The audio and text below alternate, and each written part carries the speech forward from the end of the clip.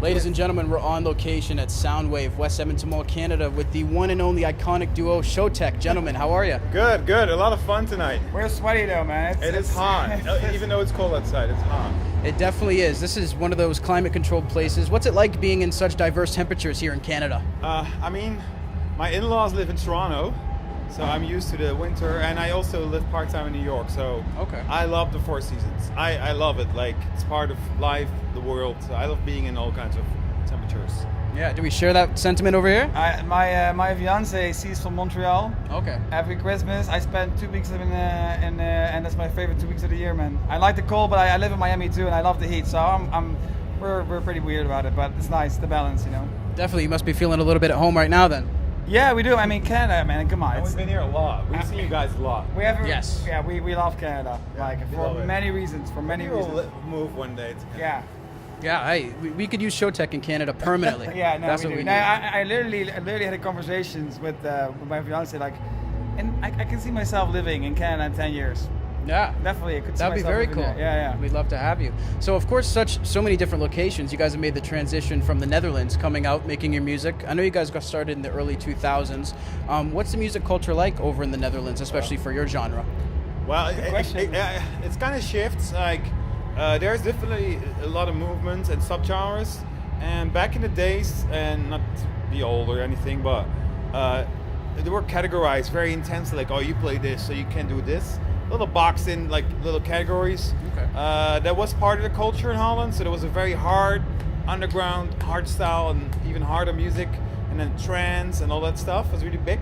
But now, like, you know, big room and house and everything, like radio, EDM, like everything is kind of mashed together right now. But the thing is, like, and dance music pretty much was on the radio in the 90s already in Europe, you know, in Holland as well. So when we were kids, we grew up with dance music, and I think that's why a lot of dance artists, like producers and DJs, are from the Netherlands. If you look at, like, if you mention your favorite top 50 electronic producers, I bet you few of them are from the Netherlands or Europe. Yeah. So it's basically in our DNA that we grew up with, and I mean, we used to love techno when we grew up. Like when we were going out, we used to love techno, and that's also where Showtek came from. Tech, because we love techno. So, but you know, nowadays it's all about everything and every kind of dance music. Everything. It's all about everything. That. Yeah. It's all about everything. Everything. It's every kind of genre can pull my attention nowadays. We just want to have fun. We don't want to limit ourselves. Right. To be really honest, we've been doing it for a long time. Yeah. But there's so much to do still. Like that's the most exciting part for me. Like in our careers, like every day I'm excited again. It's like 20 years ago. I am excited every day to work, make new music, come up with something cool. Like that's driving me every day.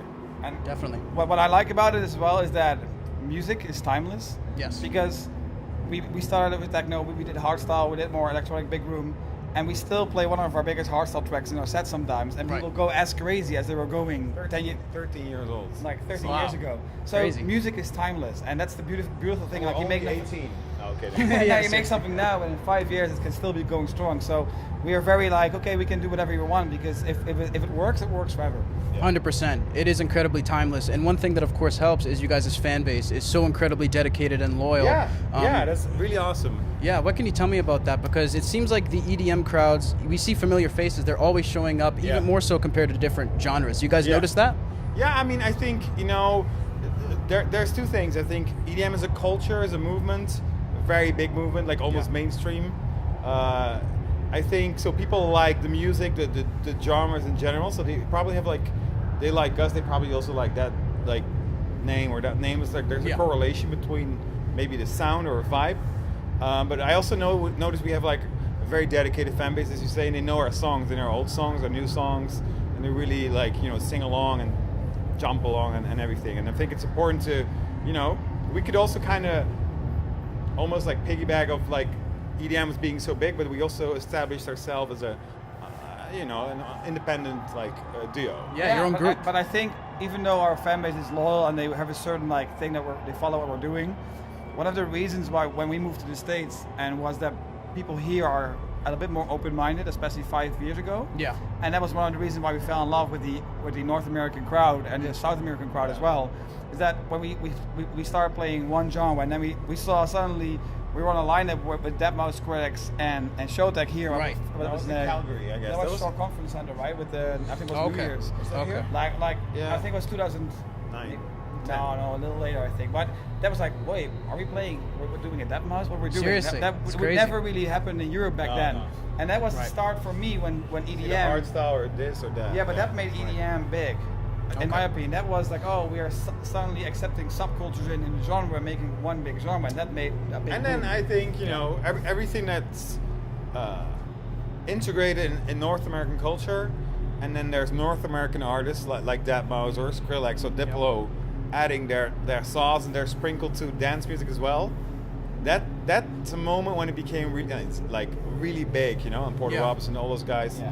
It became like very universal because America had a sound, and Europe, and then in Asia as well, Australia, and that made like dance music really like a universal like sound. Okay. There's one thing with the Asian market though, it's really funny.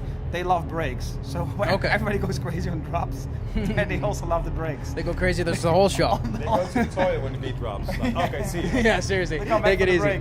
break. No, but it's that's how it goes. Yeah. So it seemed to be quite a quick rise for you guys when you came to the U.S. Was that something that you guys anticipated? I mean, we never really knew, and I think we still sometimes don't know what's happening and where we're going. We always we just follow our gut, and we know we felt when we were doing hardstyle that we loved it, but we also felt a limit. Yeah. Not that the music was limit, like there was a limit in the music, but for us to grow in that genre.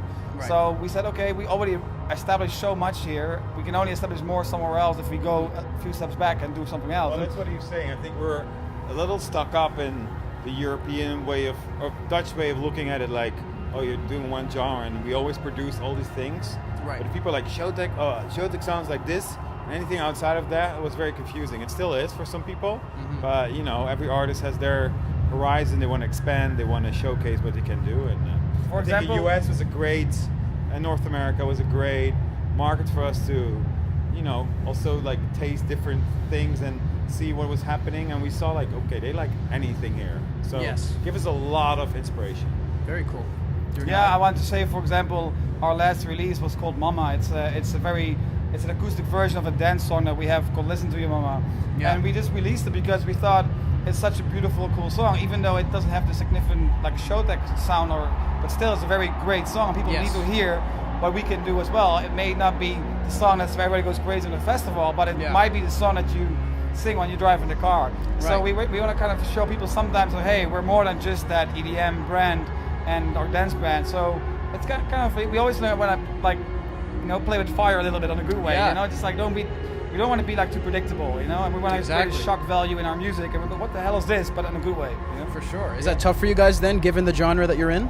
I think it's weird. Imagine being in a studio and you have this amazing song, and if it would be anyone else, you'd be like, wow. But if it's for yourself, you're like, yeah, but our fans aren't gonna get this. Yeah. Because we're so EDM, but we can do so many things, and we're like, how are we gonna translate this as those crazy DJs on stage with hard beats? Yeah. And also be able to make those really more timid acoustic type of songs, and people be like, whoa, this is also cool. It's like a 180-degree different type of like thing. So Yeah. Crazy eclectic. really, yeah. But it's fun. Yeah. And it comes from our heart. And I think as an artist, you have the right over artistic freedom. It's called Mama, Yes. by the way. Yeah, it's almost called Mama. If you didn't listen to it yet, Yeah, check it out. might surprise you like completely. But maybe your mama loves it too. That could be true. But it is an amazing song. Give it a chance. And if you don't love it, we also have a dance version coming this Friday on the 15th, next weekend. Yeah, it's Beautiful. called- yeah. So called Listen to Your Mama. That's the EDM one, and then Mama is the acoustic one. Definitely. Make sure you guys go check that out. I appreciate your time. In closing, Thank I you. just want to ask you one more question. Yeah. And that is, we see so many people who are on their SoundCloud grind. They're putting that music out every week. They're barely getting any streams. What can you say to those people for taking the next step into the real world of EDM? What's the best thing? Well, to make you feel a bit better, there's been 30,000 songs uploaded every day on Spotify, for example. So if you don't pop out, don't be stressed out because there's more artists struggling than just you. Even big artists, everyone it's difficult, is yeah. like, Yeah. okay, how do I shine in this mess of crazy music, and Yeah. how do I stand out? So I would say we believe in good songs eventually reach the crowds. Like it will, you know, word of mouth, like ear to ear. Yeah. You're at a party, you Shazam it, and you know, give it a year, give it 2 years, give it 5 years. Who cares? It's Or your song. give it to Skink. It's our label. Yes. We have a whole team that's listening to demos on a daily basis. We even go through all the music. It's a lot, but we go through it. So if you want to get heard, it's called Skink here. There we go. Good branding. You know, it's our own record label. If you don't know, we release all our Showtek stuff on there. And so if you want to get heard, you can give it a shot because we will listen to it. So that's what we can do for you. Beautiful. Gentlemen, I thank you so much for your time. Really appreciate it. Thank you so much. Take care.